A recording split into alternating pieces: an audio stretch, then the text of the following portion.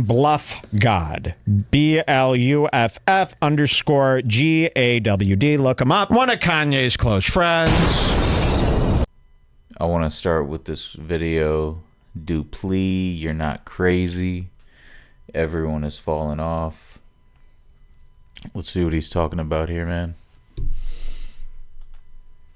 In front of you are 5 artists. 1 year ago, they were all extremely popular and successful. But fast forward to today, and you would see their careers in a steep decline. This is weird. And even weirder is the fact that each of them destroyed their career in a different way. For example, Ice Spice. People liked her. They thought her music was entertaining, and the sky was the limit for her potential as a pop superstar. But fast forward to 1 year later, and she's widely regarded as a flop, a disappointment, and a genuinely bad person. What happened? The thing is, at one point, Ice Spice was completely unique in her position as a pop star. Her shy, down-to-earth, humble attitude in interviews, contrasted with her ass-shaking stage presence, was an enigma. And also, it didn't hurt that she was thick. She didn't have the classic pop star's perfect physique that they're usually pressured to have. And that was fine. You know, she was unique and she was beloved, just the way she was. But then as the fame and the dollars rolled in, she started changing, you know, straightening her hair out, slimming down to achieve a perfect physique. It made her lose her charm, you know, the very things that made her appealing and unique to begin with. Her apparently playing the role of the homewrecker in the Central C girlfriend thing, that didn't help either. And I still claim that her music came secondary to her persona, as is the case with most pop stars, you know? When her perceived persona changed, the music didn't hit the I ain't same. gonna lie, bro. She looked People retarded, started dude. to She her looks art like she's without retarded. rose-tinted glasses and realized just how uninspired and repetitive it is. Ice Spice dropped an album in August of 2024, and it sold just under 30K, which is a huge flop by her standards. I mean, at this point, she was already supposed to be up there with the Taylor Swifts and the SZAs of the world. SZA's selling 300, right? So that's 10x Ice Spice's output. The think pieces started rolling in, the hate train was speeding up rapidly, and it hasn't slowed down since. To start off 2025, her deluxe album sold 4,000 units. It's not looking good, bruv. It's not looking good. You know who else it's not looking good for? Lil Uzi, bro. And you know what the funny thing is? Like, the hype was there. Coming off his 2023 album, Pink Tape. People really wanted to see where he was gonna go next. Like, is he gonna go full rock? Is he gonna go back to rap? What is he gonna do? He still hadn't surpassed the commercial peaks of his album, Eternal It Take, which sold like 300K first week. So naturally, a sequel was in order. Dropping Eternal It Take was so insane because, like, when it dropped, I don't know, I was just super hyped when it dropped. And then the next week he came out with the deluxe. And it was just like, what the fuck are you doing, bro? What the fuck? And then the deluxe is like just as good as the original and shit like that. It was kind of mind blowing, bro. It was kind of mind blowing. It was almost like it was almost like everything after that has kind of just been downhill, bro. November 1st with no singles, Eternal It Take 2 was destined to be a failure. Bro, this album was so ass, people actually coined the term nitrous raps just to like explain how somebody could make music. Yeah, you could kind of tell. You have to be on drugs. There's no other valid explanation. This whole album was a boring, outdated brain fart. Hey, this shit would have went crazy if it was 2018. Unfortunately, in 2024, outdated melodic trap is not the wave. Not long after, seeing all the fans concerned for his well-being, They kind of did that to death. that he was finally off the nitrous. But even still, the damage may already be done at this point. Literally. As it stands, there's no need for more Lil Uzi music in 2025. Either he switches it up, or this is the beginning of the end for the Philadelphia rapper. That same statement can be applied to many other rappers operating in 2024. Mainly Drake, though. Drake's from Philadelphia? No, he's not. So what do you mean that statement can be applied to Drake? Obviously, I meant without the Philadelphia part. You guys don't need to No, do well, you these can't do that. things in your You can't. videos. Either it applies or it doesn't apply. Bro, if I wanted to, I could pull my pants down right now and take a shit on camera. And what the fuck would you do about it? Huh? Who's gonna stop me? Who's gonna stop me? No, Alright. but you wouldn't do that either because you have a sponsor on this video and you need the money. Shut up. This video is sponsored by Aura. Just a few months ago, National Public Nice. Data announced they had suffered a breach which compromised over 2.9 billion records, including critical personal information such as you, buddy, or monitoring gadgets that are also coming online, absolutely free. Try it out if you don't like. I already covered the beef like 7 different times on this channel, so I'm not gonna do it again. I ain't gonna lie, bro. Got a little soundtrack to his video, bro. I'll fuck with it. You can watch one of these videos. They'll be, or here, it should probably be here. Bro, you don't even need to watch it. All you need to know is that he lost. And he didn't just lose, he lost. He looks more But tired looking than me back right there. now, the fact people tend to forget is that in early 2024, the boy had the game by its balls. I mean, yeah, you had some haters in niche corners of the internet that didn't like him. You know, mainly me. The prevailing sentiment is that Drake is FD one of right the there. GOATs It's funny. and a generational artist, and how dare you disrespect him. That was the main consensus among the normies. And generally, like all the way up until Meet the Grahams, he was held in high regard. But then things did a 180 overnight for Drake as another reminder that this shit could change in an instant. Dear Adonis, I'm sorry that man is your father. Let me be honest.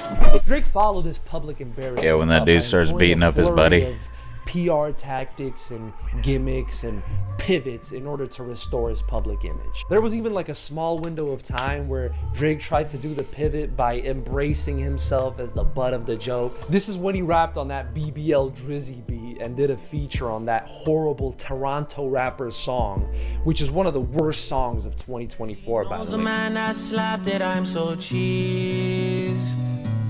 You're mademoiselle. But then obviously when this did Yeah, that's some wild shit, dude. That's some wild shit. Drake. work, he'd follow Delete, it up with a delete, different delete. tactic. This time dropping a flurry Delete. of passive-aggressive trap songs loaded with subliminals towards Kendrick and anybody associated with him and anybody who stood with him during the beef. You said I use Atlanta rappers for their cultural cachet, but now I'm using them again, and this is somehow a win for me. It seemed like he was just digging himself a deeper and deeper hole with every bar. So with no options left, Drake made a move out of desperation to sue his own record label, citing the promotion and botting of Not Like Us as the reason. Again, the optics of this were absolutely awful, and the only thing this move did was give Drake haters another excuse to pile on the hate train. Like, damn, now he's snitching too? Realistically, the chances of him winning this are slim. These conglomerate empires have way too much power and too many resources to lose things like this. As we speak, it seems like there's no light at the end of the tunnel for the boy. No amount of XQC streams can save him at this point. The only thing that may actually do it is him embracing the truth, recognizing where he went wrong, and acting accordingly. But for now, he seems more focused on playing the victim, which luckily is something Diddy can't do anymore. Leading up to 2024, The there were a Undertaker lot of theme. It's murmurs hilarious. of Diddy's sexual deviancy, but they were just that. Okay, murmurs. Hollywood conspiracies, which we all know there's no shortage of. At that point, there was nothing really rock solid that could substantiate these wild claims of sexual abuse and complete and utter moral bankruptcy. Well, Coming from Diddy. November 2023 is when things got a little more serious though. Why am I smiling? What the fuck? This is a serious situation. With former girlfriend Cassie filing a lawsuit that was settled quick, and I mean really quick, like 24 hours quick. Bro, Diddy thought he was scot-free. He thought he got away with it, but at this point, it was already over. The avalanche had already started, and there was no stopping it. There was no going back. Starting off 2024, people still had a certain degree of trust in I'll all be of right this back. noise surrounding Diddy just being conspiratorial baloney. And I'm ashamed to say that I kind of fell into that category too. These allegations were so preposterous and are so preposterous that anybody would find them hard to believe. But as it turned out, so many people came out against Diddy that at this point, it's hard not to believe, considering the sheer sample size of his accusers. You know what else was hard to believe? Diddy spontaneously offering every single bad boy artist their publishing back, even those who weren't even signed to the label anymore. I guess you would be a little less surprised to find out that when Diddy offered these artists their publishing back, he also required them to sign NDAs, and these NDAs required everybody not to talk about any past dealings or experiences with Diddy. Yo, my bad, bro. I already got all the juice out of it at this point, you know? Wild. $7,000 in sports. But here you go, bro. Here's a check for $350. And that's annual. Just don't talk about that one time in the bathroom of Ruth's Chris. This sure would come in handy in a situation. Well, actually, in a situation is exactly what ensued, where he would be on public trial and all just of his blackmail sins would be exposed for everybody to see. March was when his house got raided. September is when he finally got Same arrested. thing Epstein was doing. In an unprecedented fall from grace, we saw someone go from wildly successful and well liked by mostly everybody to absolutely disgraced and unanimously hated, all in the span of a couple of months. Now we can look back on Diddy's generous offer and see it for what it really was: a strategic move, a Yo, me and Rico got the craziest cover to our project in the works right now, dude. I caught a glimpse the other day. It's beautiful, man. Attempt to minimize the damage he obviously saw coming. He is Puff after all, and Puff doesn't do nice. And while we're on the topic, I want to give a shout out to all the kid diddlers out there, bro. I know you're somewhere watching Nickelodeon right now. 2024 was a big year for these guys. Comeback year. I remember for a moment there, it got really crazy. That's true, bro, but 2024 was year of karma, bro, because 2024 added up is an eight, number of what goes around comes around, money, if you have good karma, you got good money. That's kind of the idea behind that. And if you're a piece of shit, you really got hit last year, for sure. Someone was getting exposed every week. Now, I could take the classic stance where I just give you an over-the-top reaction and say, "Oh, I'm so angry right now that predators exist. We should kill them all." Just so I would make sure that you never suspect me doing anything like that. But today I'm gonna take a slightly different angle.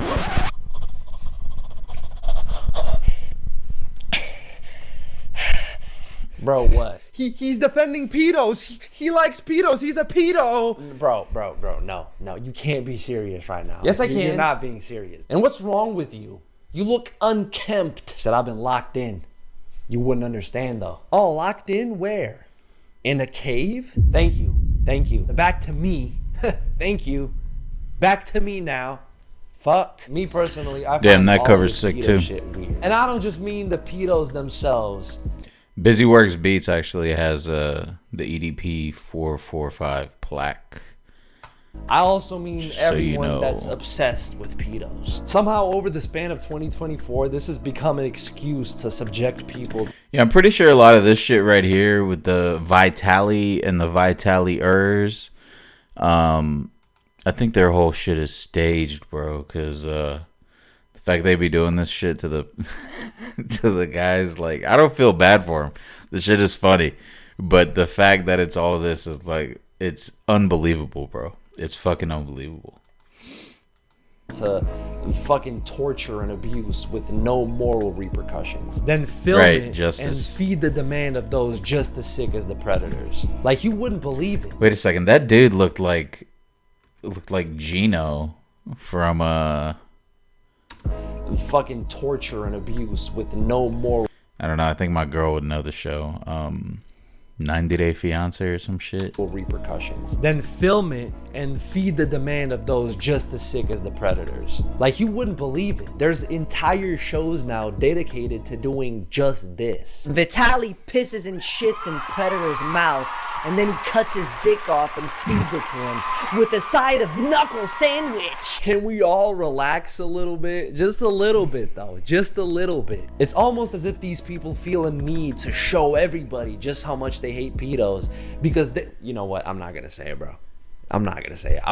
I could say it though, but I'm not gonna say it. I'm just gonna end off with this. It's a little performative.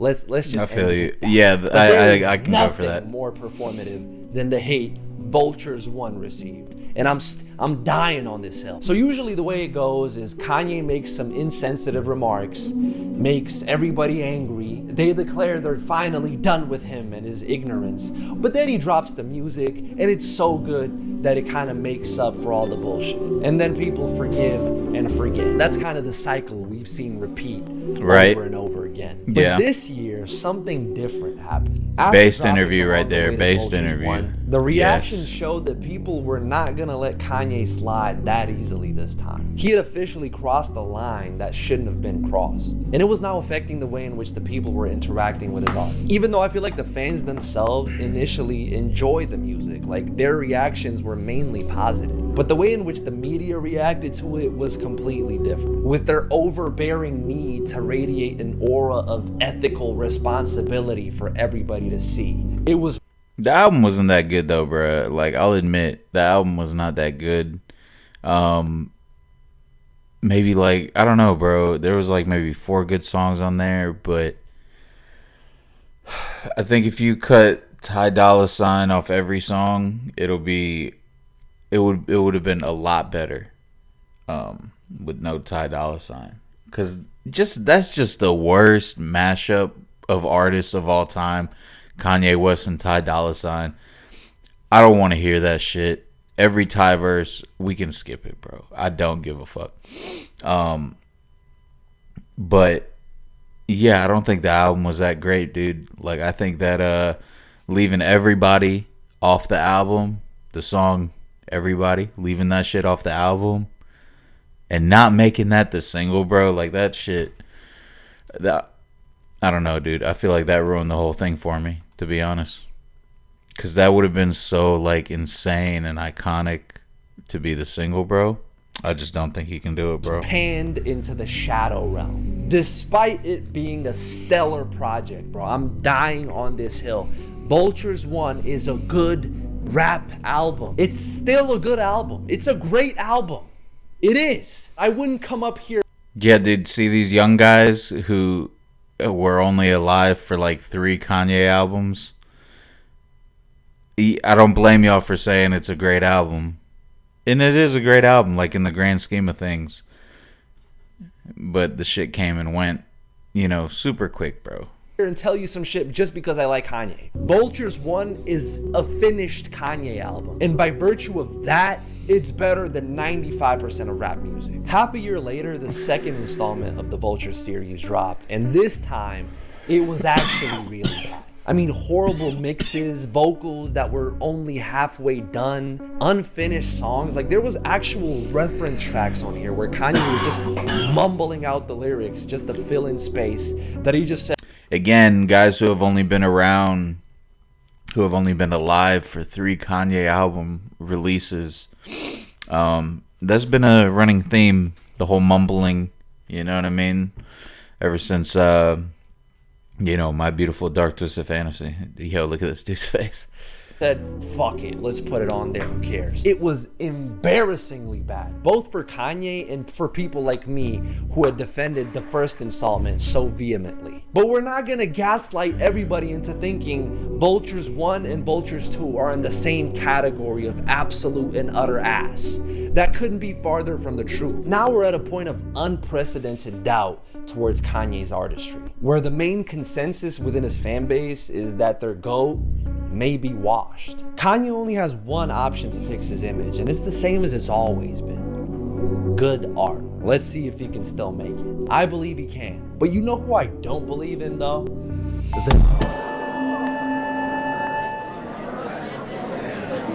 Yeah, I'd really like Kanye to cut the bullshit and yeah, just make a good album. Stop trying to fuck with making AI music. Cause what the fuck, bro? Shit is fucking stupid.